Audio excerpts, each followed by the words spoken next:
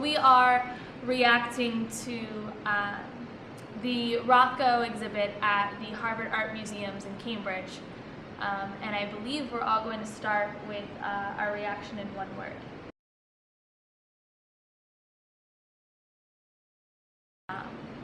Would be impending. It's such a truthful word. Sorry, it really is. Like, that's what it is. It's one word. Surprising. Evocative. Yeah, I guess I was going with riveting. I think we can all agree on just how big they are really makes a difference to see them in person.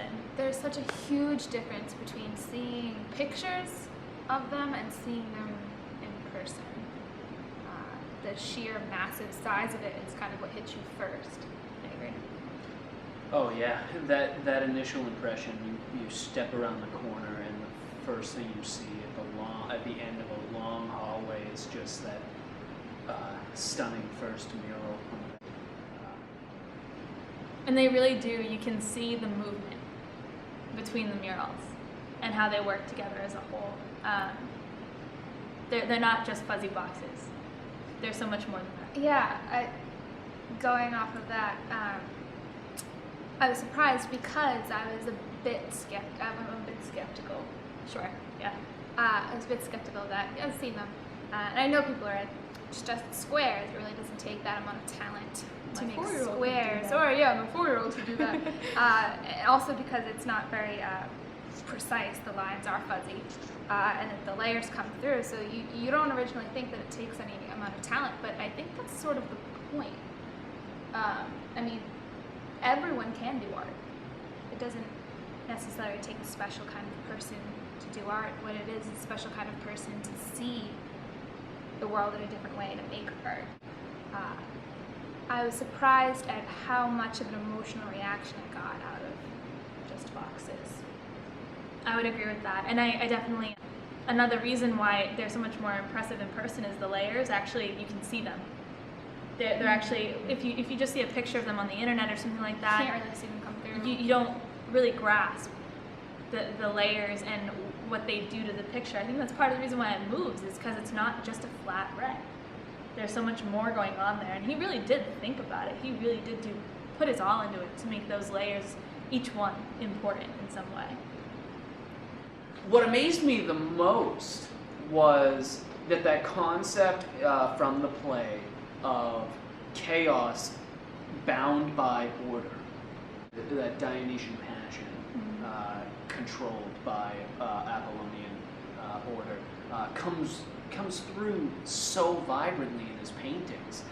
So in the murals, there's this element of painting portals that are framed by these columns, and that's where we get the box from.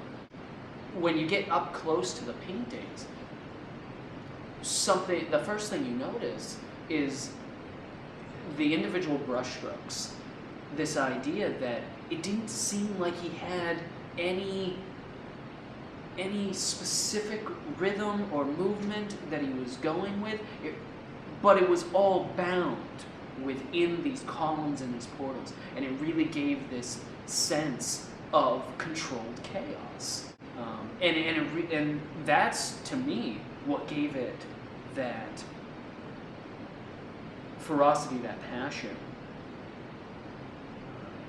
that you guys are talking about. And I really do think the red was the most, it really encapsulated that the most. Mark Rothko did do other colors with these murals too, but the red ones really are the ones that I think hold the most power. There's that purple one too. The purple one was, but something about the reds. I know you really liked the purple one. Yeah, I will. The one that's against the back wall, that was mostly black. Yeah. That one, I think that's the one you're talking about when you first come around the corner. Yes.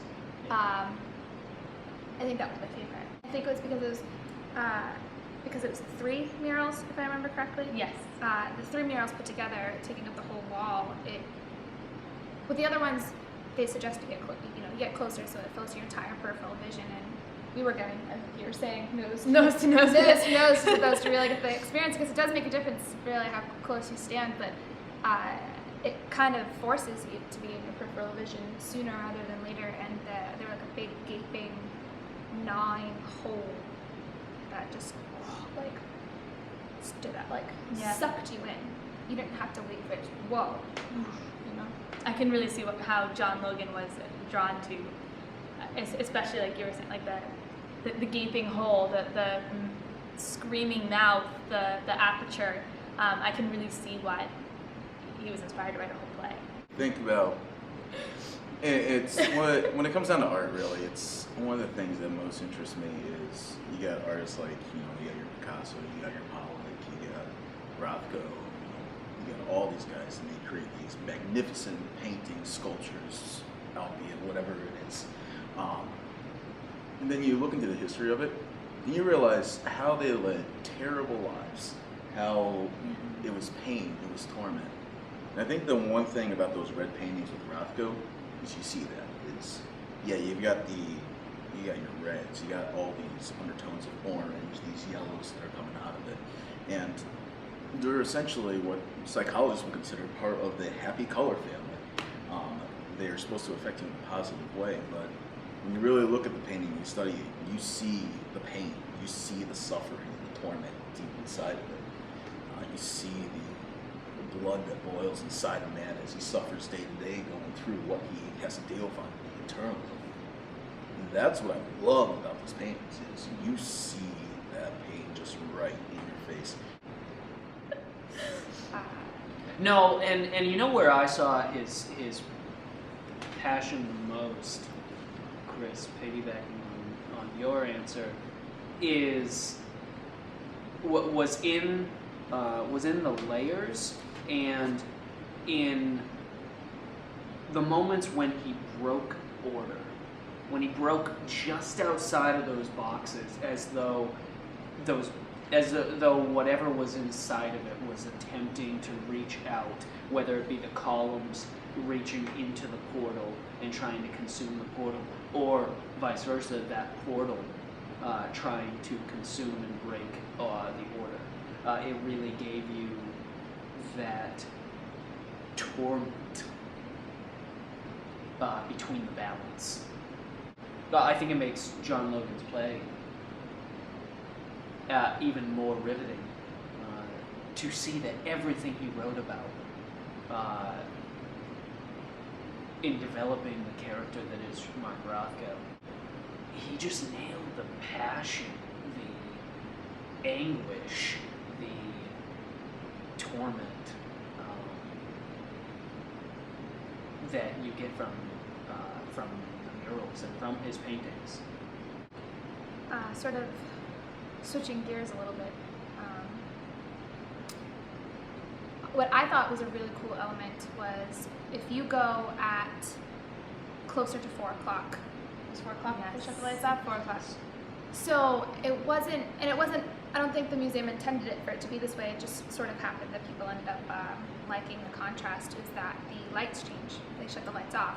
And part of the whole reparation process that they're doing that they tell you about is repairing the murals by light through a non-invasive process. And you get to see, if you get closer to 4 o'clock, you get to see them with the lights on, and then you get to see them with the lights off. And the sheer difference that makes is immense.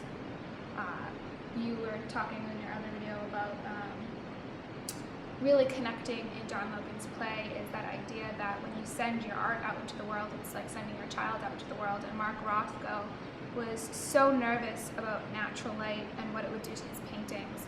And not that he was mocked at the time, but they sort of do mock him. And I think it's ironic that what ended up not destroying these paintings, but ruining their process color over time, ruining their color over time, and what really caused them to start diminishing was natural light.